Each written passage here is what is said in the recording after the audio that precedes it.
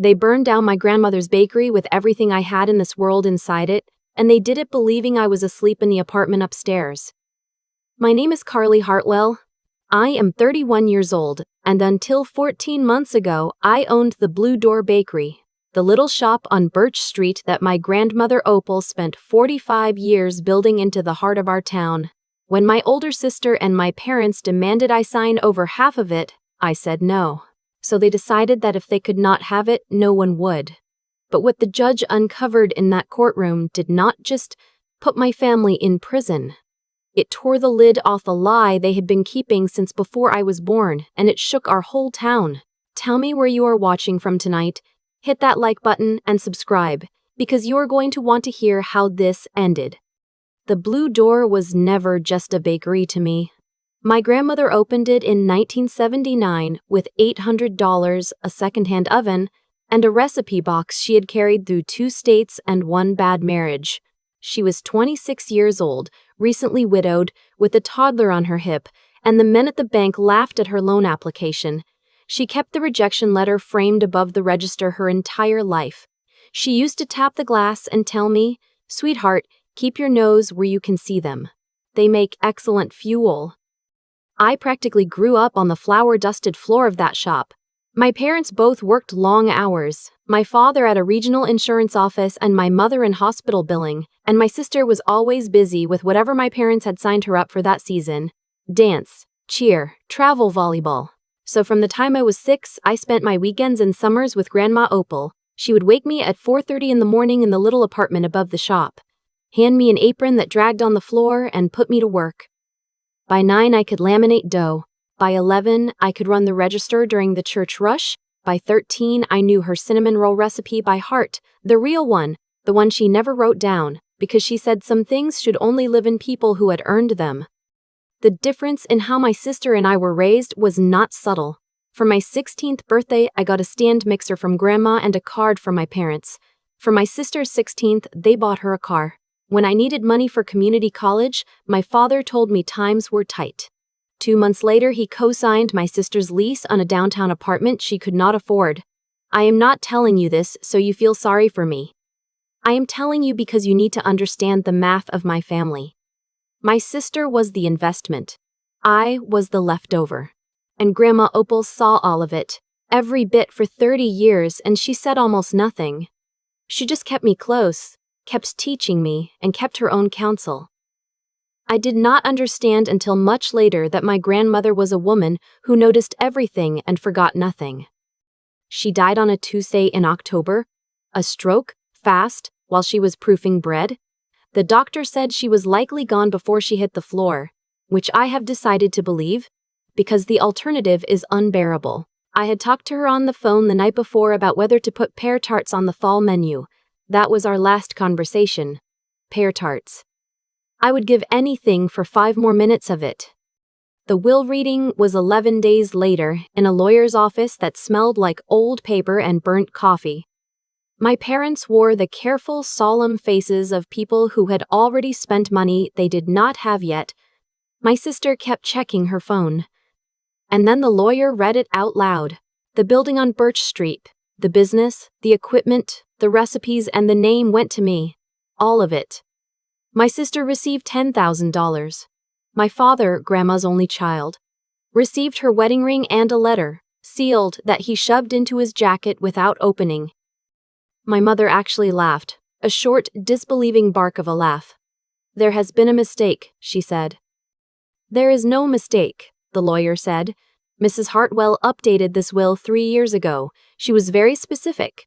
I would say she was the most specific client I have ever had." I remember the silence in that room. I remember my sister looking at me, really looking at me, like I was a stranger who had picked her pocket. And I remember my father's voice, low and flat, saying, "We will discuss this as a family." It was not an invitation. It was a sentence being passed. The campaign started that same week. First, it was reasonable sounding. My father sat me down and explained, in the patient tone he used on customers disputing claims, that Grandma had obviously been slipping at the end, that the fair thing, the family thing, was to split everything 50-50 with my sister. When I said the will was clear, he switched tactics.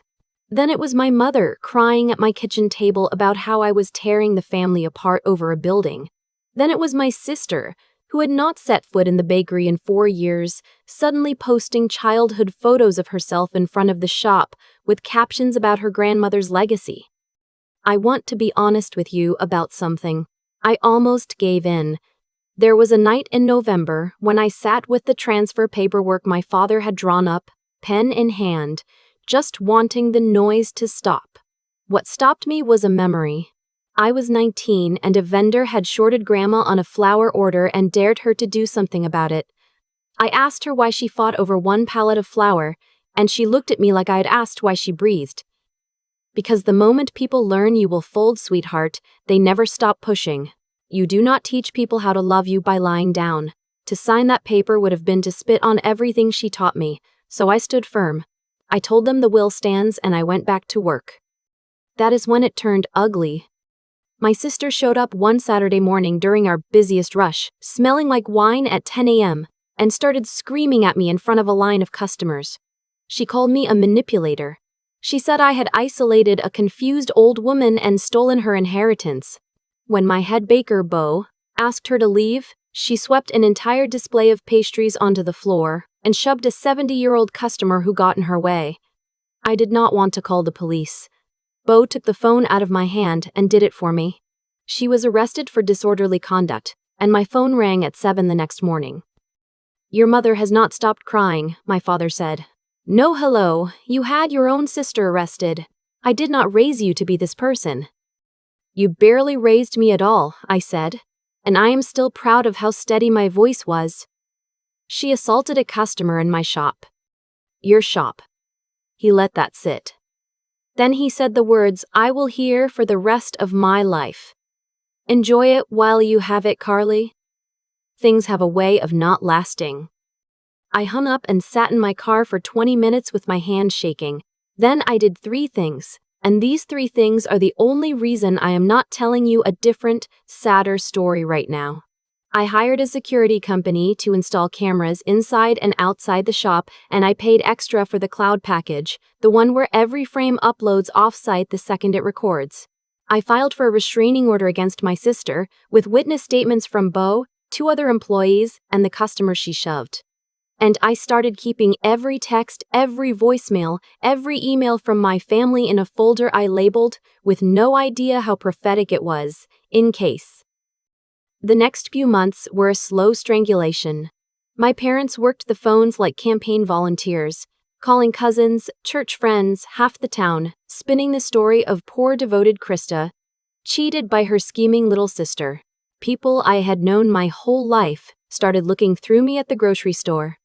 Our pastor's wife stopped coming in for her Friday sourdough. I lost count of the anonymous 1-star reviews. What kept me upright was the bakery itself, my staff, all 11 of them, who had known Grandma and knew the truth, and Bo most of all. He had started there in high school washing pans and never left, and he loved that shop almost as much as I did. He took to staying after close to help me with the books, and on the worst nights he would just sit with me at the work table while the ovens cooled, not saying much. Some people are loud about loyalty. Bo just kept showing up. One more detail, and I need you to remember it. My apartment lease ended that spring, and rather than sign a new one while the legal bills piled up, I moved into Grandma's old apartment above the bakery. I slept up there 5, sometimes 6 nights a week. Everyone knew it. My family knew it. The call came at 3:41 in the morning. I know the exact time because I will never stop knowing it. I was not in the apartment that night. We had catered a wedding 2 towns over, and my college friend Dana lives out that way, and she had talked me into staying on her couch instead of driving home exhausted. That is it. That is the entire reason I am alive. A wedding and a couch. Miss Hartwell, this is the county fire dispatch. There is a structure fire at your property on Birch Street. You need to come now. I drove 40 minutes with my heart in my throat, praying the whole way that it was the dumpster, the back fence, anything small. Then I turned onto Birch Street and saw the sky. Orange. The whole low horizon of my town was orange. The blue door was a torch. 45 years, the ovens my grandmother saved 3 years to buy, her recipe box, the framed rejection letter, the wall of photographs of every wedding cake and graduation and retirement party we had ever fed, and upstairs, the bed where I was supposed to be sleeping. I stood behind the barrier in my catering clothes and watched it all go into the sky. Fire Chief Dempsey found me on the curb around dawn. He sat down next to me, and he did not soften it. Miss Hartwell, this was set. We have accelerant at 3 separate points of origin. This was arson. Then he asked me a question that turned my blood to ice water. Ma'am, is there anyone who would have believed you were home tonight? Because here is the thing. Whoever did it had not just burned a building. They had burned a building with an occupied apartment, with my car usually parked behind it on a night when only luck had my car somewhere else. The fire took the cameras, of course, melted them right off the walls, and I have no doubt that whoever planned it counted on exactly that. What they did not count on was the cloud package. Every camera had been uploading until the moment it died. The next afternoon, Detective Branch sat me down in front of a laptop and asked if I recognized anyone in the footage. At 20:56 a.m., my father's gray pickup rolled past the rear entrance with the headlights off. At 3007, 2 figures came up the alley. One walked with my father's heavy rolling gait. The other one, in the hood, tipped her head back to look up at my dark apartment window, and the streetlight caught her face. My sister. She stood there looking at my window, where she believed I was sleeping, for 9 full seconds. Then she started pouring.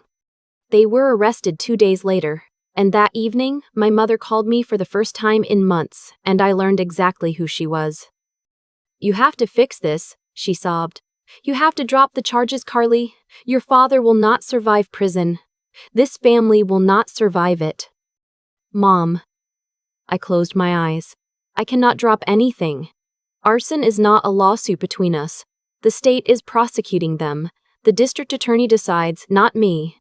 That is how it works when you burn down a building with someone inside it. You were not inside it? She snapped, and the tears were just gone, like a faucet turning. You were not even there. I went very still. How do you know where I was, Mom? The silence on that line lasted 4 seconds, and it told me everything. She hung up. I sat on Dana's couch and shook, because my mother had not asked if they did it. She had not even pretended to wonder. She had only been angry that it had not worked out cleaner. The hits kept coming. A week later, the insurance company sent an investigator instead of a check. The payout on the building was frozen, she explained, because there was a problem with the policy. Some months before the fire, the coverage had been quietly tripled, and a second beneficiary had been added to the business policy through paperwork bearing my signature. I had never signed it. I had never seen it. The added beneficiary was my sister, and the agent who pushed the paperwork through was an old golf buddy of my father from his insurance days, who folded the moment investigators called and admitted my father had walked it in himself. It had never been rage. That was what broke something in me for good. The fire was not a family losing its temper. It was a business plan. Burn the bakery, collect a tripled payout through forged documents, and leave me with ashes. The fact that I slept above those ashes had been, at best, a detail they decided they could live with. Those were the gray weeks. I will not dress them up for you. I barely ate. I could not drive down Birch Street, and I had 11 employees with rent due and nowhere to work. The insurance was frozen, so I drained my personal savings, every dollar I had been setting aside since I was 22, and made payroll for 60 days while we figured out who could be placed where. Marisol from the front counter found work at the diner. 2 of my bakers picked up shifts at the grocery store bakery, and the manager there, God bless her, called me to ask if it was temporary, because she wanted them back with me when I rebuilt. When, she said, not if. I cried in the cereal aisle. It was Beau who put the ground back under my feet. He showed up at Dana's with a banker's box of everything he had quietly saved from the office over the years, duplicate ledgers, vendor contracts, and a thick folder of printouts. And on top of it, a small envelope, scorched on one corner, that a firefighter had recovered from the office safe. My name on it, in Grandma's handwriting. She had given it to me on my 25th birthday and told me to keep it where I worked, and I had read it so many times I could recite it. My Carly. You were not given less love than your sister. You were given different soil, and look what grew. Do not ever apologize for blooming where they refuse to water you. Stand your ground, sweetheart, even when your legs shake. Especially then. Lies are kindling. The truth is brick. Lies are kindling. The truth is brick. I read that letter on Dana's couch with the smell of smoke still in my hair, and I called the attorney the next morning. Her name was Yvonne Castillo, and she was exactly the kind of calm, surgical woman you want in your corner when your life is on fire. The criminal case belonged to the district attorney, she explained, but we would file a civil suit alongside it for the destruction of the business, the fraud, all of it. When I hesitated, when I said the words, "They are still my family," she looked at me over her glasses and said, "Miss Hartwell, your family stood under your bedroom window with gasoline. The question is not whether you owe them mercy. The question is whether you are going to honor what your grandmother built or let them have it after all." That settled it. We went forward. All the way. The trial began 8 months after the fire in August in a courthouse so crowded they were turning people away by the second day. Our town does not get cases like this. The whole county had picked sides. My father came in wearing a navy suit and his Rotary Club face. My sister had been scrubbed and pressed into looking like somebody's responsible young aunt. My mother sat behind them in the front row every single day and never once looked at me. Their lawyer's whole opening was a story about a confused old woman and a granddaughter who slithered in at the end. My grandmother, manipulated. The will, suspicious. My father and sister, heartbroken people pushed past their breaking point by an injustice the law refused to fix. He actually used the phrase "a crime of grief." I dug my nails into my palms hard enough to leave marks. Then the evidence started, and his story died one exhibit at a time. The footage of my sister staring up at my dark window before she poured. The forged insurance policy, and my father's golf buddy on the stand, sweating through his shirt, admitting he had processed it as a favor. The text messages projected 6 feet tall on the courtroom wall. My father to my sister, 19 days before the fire. Policy is active. After this is done, you will finally have what you were owed from the start. She ends up with nothing, which is the correct ending. And my sister's reply, which I heard people behind me gasp at, check that her car is gone first. Or do not. Honestly, at this point, either way. Either way, my own sister. Either way. The prosecutor leaned on that, hard, and on the fact that everyone in my family knew I lived upstairs, which under our state law made it arson of an occupied dwelling, a different universe of charge than torching an empty storefront. The defense crumbled further when my father testified and could not keep his story straight and collapsed entirely when my sister took the stand, got picked apart for 40 minutes, and finally snarled at the prosecutor that I had stolen her whole life with a look on her face that I think genuinely frightened the jury. And then, on the 4th day, the trial stopped being about the fire. Judge Lorraine Hayes called both legal teams into chambers in the middle of the morning. They were gone almost 2 hours. The whole gallery sat there buzzing, and Yvonne would only tell me to brace myself. When they came back out, the judge looked like a woman who had read something she could not unread. She announced that in reviewing my grandmother's estate records, which the defense itself had demanded in order to attack the will, documents had surfaced that were material to the case, and she was admitting them. The first document was an affidavit, sworn and notarized by my grandmother 3 years before her death, with her estate lawyer as witness. In it, she stated that my father had presented her with transfer paperwork for the Birch Street building disguised inside a stack of routine tax documents, and that her signature on a draft deed had been forged when she refused. She had quietly hired a handwriting examiner. She had kept the forged draft, and instead of prosecuting her only son, she had rewritten her will with what her lawyer called fortress language, specifically to make sure that no matter what happened to her, the bakery could only ever come to me. That sealed letter my father had shoved in his jacket at the will reading? A copy was in the file. One line from it got read into the record, and I watched my father, aged 10 years, hearing his dead mother's words out loud. I caught you and I said nothing because I kept hoping shame would do its work in private. It did not, so the truth will have to do it in public. She knew. My grandmother had known for years what he was, and she had built her will like a vault around me. But the judge was not finished. Because the same estate file held the second bombshell, sealed paperwork my grandmother had kept with instructions that it be opened only if her family ever moved against me. Judge Hayes read it slowly, and you could hear the air leave the room. My sister, the golden child, the daughter my parents had poured everything into for 34 years, was not my parents' biological daughter at all. She was the daughter of my father's younger brother, my Uncle Clint, born to a girlfriend who died shortly after the delivery. My parents had taken the baby in, arranged a quiet legal adoption out of state, and then simply never told anyone, not the family, not the town, not her. My grandmother had known, of course. My grandmother knew everything, and in her papers she had written one devastating line about it. They spent her whole childhood overwatering a garden to prove it was theirs, and let their own daughter grow in the gravel. The courtroom came apart.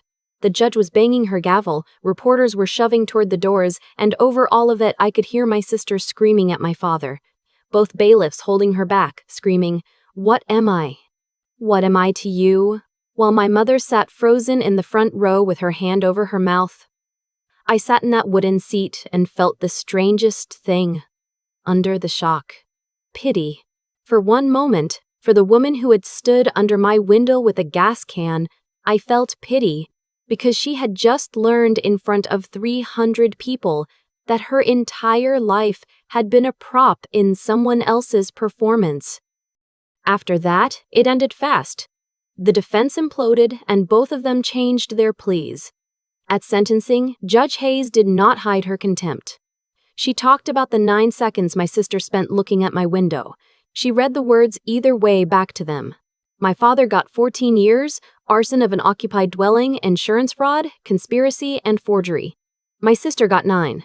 And my mother who had wept on the phone about family, was charged separately once investigators finished with her phone, because it turned out she was the one who had driven past the bakery at midnight to report that the lights were off. She pleaded guilty to conspiracy and served 20 months. The insurance company filed its own civil suit against all 3 of them, and between that judgment, the restitution order, and my civil case, every asset my parents had spent a lifetime hoarding for their golden child went to pay for the match she struck. People ask if the verdict felt like victory. It did not. It felt like standing in a field after a tornado, counting what is left. I had spent 31 years believing my family loved my sister more than me, and the truth was worse and stranger. They had not loved either of us. They had loved a story about themselves, and they had been willing to burn a sleeping woman's home to keep it funded. But here is what they could not touch. The recipes were never in that building. They were in me, where my grandmother put them. 4:30 morning at a time. 16 months after the fire, on a clear Saturday in October, almost a year to the day after we lost her, I cut the ribbon on the new shop, rebuilt on the same lot on Birch Street with the insurance money that finally came through, the restitution, and a small business loan from the same bank that once laughed at my grandmother. I framed her old rejection letter again, a photograph of it this time since the original was ash, and I hung it above the new register where it belongs. The sign out front says, "Opal's Standing." Bo is my business partner now, and as of this past spring, he is also my husband, which my grandmother would claim zero surprise about, because she once told me that boy looked at me the way bakers look at a perfect crumb. A line on opening morning stretched past the pharmacy and around the corner, half the town, including plenty of people who had crossed the street to avoid me 2 years before. I let them in. I sold them cinnamon rolls. Forgiveness and a cinnamon roll are not the same thing, and I am at peace with offering only one of them. My mother wrote to me when she got out. She wanted to come to the shop, to talk, to explain. I wrote back one line. "Lies are kindling. The truth is brick. You chose your material, Mom, and so did I." I have not heard from her since, and I sleep fine. I sleep, actually, in a little house 6 blocks away, and some mornings when I unlock the blue door at 4:30, and the ovens come on, and the whole place fills with the smell of proofing dough, I talk to my grandmother out loud. I thank her. Not for the building. Buildings burn. I thank her for the fortress she built where no one could see it, in the will, in the sealed letters, in me. So now I want to hear from you. Have you ever had family demand something that was never theirs to take, and what did it cost you to say no? Tell me your story in the comments because I read every single one. If this story hit home, hit that like button so it reaches someone else who is standing their ground alone right now. Subscribe for more true stories of people who refuse to fold, and share this with anyone who needs the reminder. Some things can be burned to the ground. What you are made of is not one of them. Some mornings, when I unlock the blue door at 4:30 and the smell of proofing dough fills the dark, I think about how none of this was random. Every single thing that happened in that courtroom was planted years before, like seeds. My father forged a deed, and that forgery became the affidavit that buried him. My sister poured gasoline under my window, and those 9 seconds on camera became her sentence. My mother drove past at midnight to check the lights, and that one quiet errand cost her 20 months. Nothing they did disappeared, it just waited.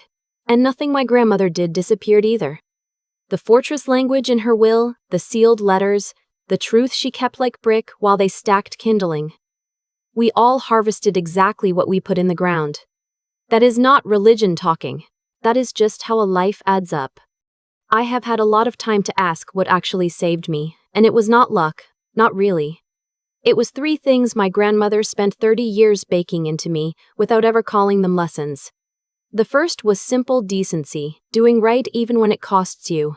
I made payroll out of my own savings when the insurance froze, not because I am a saint, but because 11 people trusted me, and Opal taught me that how you treat people when you have nothing is who you actually are.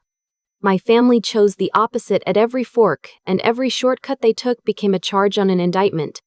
The second was using my head. Grief makes you sloppy, and rage makes you sloppier, but the cameras with cloud backup, the restraining order, the folder of saved messages I labeled in case, those quiet, unglamorous decisions on my worst day did more for me than any outburst ever could have. Wisdom is rarely dramatic. It mostly looks like paperwork and patience, and the third was the stubborn strength to stand back up. There were gray weeks when I could not drive down Birch Street, when signing their paper just to make the noise stop felt like mercy on myself. Standing firm when your legs shake is not a personality trait. It is a muscle, and you build it one no at a time.